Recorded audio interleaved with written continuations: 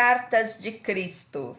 Numa outra ocasião, eu estava sentado debaixo de uma árvore nos arredores de Betesda, rodeado por aqueles que tinham trazido seus doentes para que fossem curados. Como sempre, maravilhavam-se ao vê-los recobrarem a vida e a saúde e perguntavam-se como tais milagres podiam ser feitos. Outra vez tentei fazer com que compreendessem o poder da fé.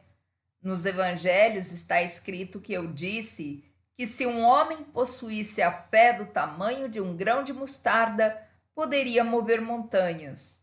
Esta afirmação é uma interpretação errônea do que verdadeiramente eu disse e revela o pouco que os meus discípulos e os evangelistas compreendiam dos meus ensinamentos quando nós estivemos na terra. Se alguém tivesse a fé do tamanho de um grão de mostarda, o que significa isso? Como se pode medir a fé de tal maneira? Fé é fé. É um poder de total convicção que toma conta da mente e não pode ser submetida a um tamanho. A fé que surge de sua necessidade de crer em algo, porque tal crença servirá a seus propósitos de algum modo, pode ser poderoso e forte, mas nunca pode ser estimada com um conceito de tamanho. A crença é ainda mais forte.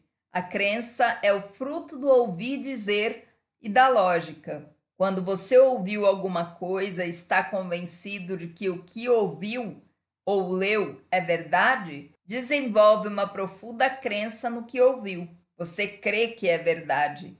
Você crê de uma maneira total e completa que desafia qualquer contradição. Constantemente eu dizia às pessoas: creiam que receberam e receberão. Contudo, eu sabia que seria quase impossível que as pessoas algum dia tivessem a fé para realizar milagres, pois não importava o quanto explicasse a verdade, elas nunca teriam o intenso conhecimento que me foi dado no deserto. Mas agora relato em alguma medida a história de minha permanência na terra, na Palestina, com a intenção de que você, ouvinte, comece a perceber e a compreender o conhecimento que me foi dado durante minha iluminação. Minha intenção é dar a você conhecimento.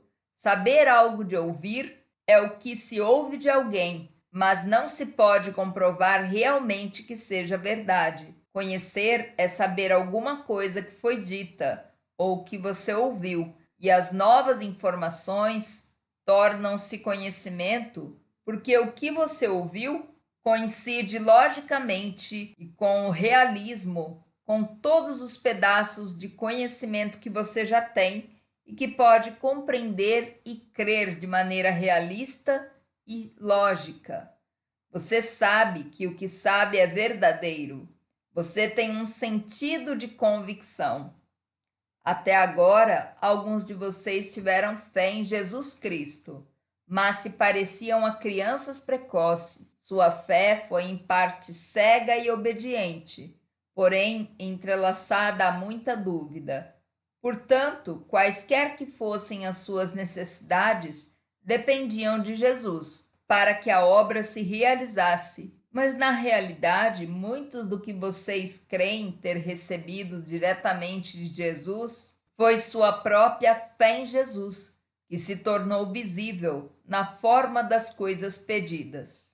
Ainda que esta fé ingênua seja muito importante para seu bem-estar, aqueles de vocês que são capazes de avançar no caminho espiritual rumo à perfeição devem agora alcançar um nível mais profundo de verdadeiro conhecimento sobre a relação entre a mente e a matéria. Sem este alicerce, as pessoas continuarão se emaranhando em mitos religiosos e ficarão aprisionadas na miséria da condição humana. Quando estava na Terra, eu disse a verdade às pessoas, mas ela foi continuamente mal interpretada. O que eu realmente disse sobre a fé foi isto: vejam esta grande árvore. Cresceu desde a menor semente que se possa imaginar. Vejam o tronco enorme, os galhos e sua frondosa copa. Todo esse enorme crescimento originou-se de uma pequena semente.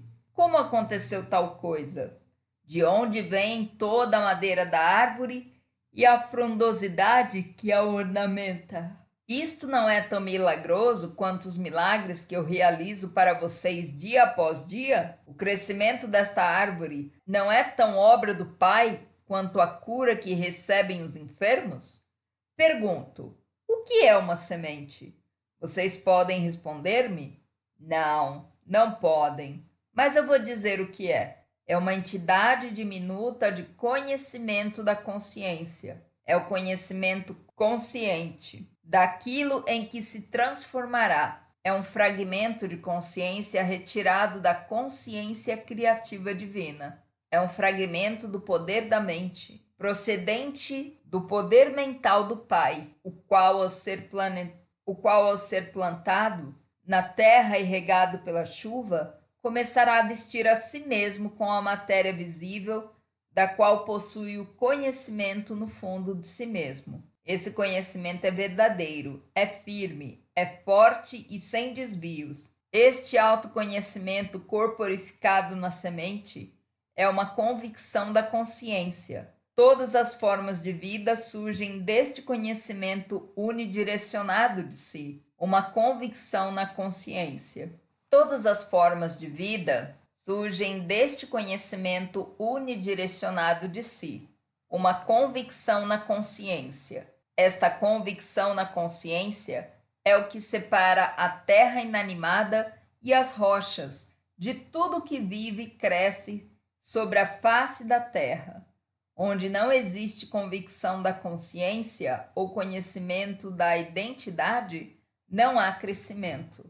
A consciência dentro da terra e nas rochas permanece como consciência em uma forma adormecida. Portanto, se você pudesse crer no que pede tão poderosamente como a semente de mostarda conhece a sua própria identidade, poderia fazer qualquer coisa que quisesse. Se você pudesse levar dentro de sua mente uma semente, o plano aperfeiçoado de seus objetivos mais profundos, e saber sem dúvida que ela pode crescer e chegar à perfeita realização, você poderia ver essa semente maravilhosa ganhar vida própria, que logo se manifestaria em sua vida. E com toda certeza, você poderia mover as montanhas de sua vida, essas montanhas que te colocam em seu caminho e o impedem de alcançar tudo o que você deseja.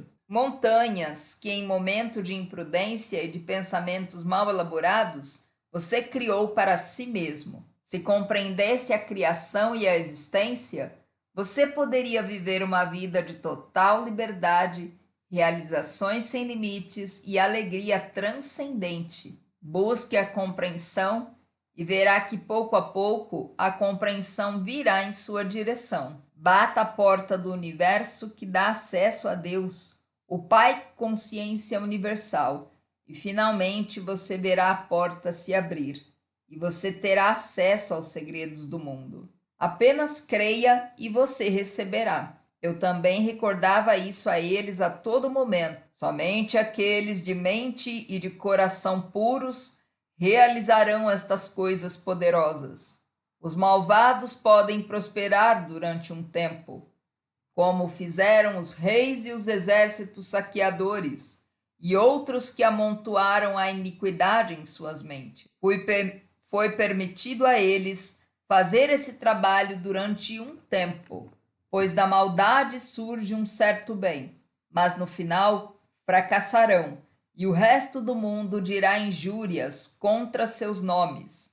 Então, se você quer ter sucesso, examine suas motivações, os desejos que surgem simplesmente do anseio egoísta de riquezas ou conforto. No fim, acabam em desengano, doença e morte.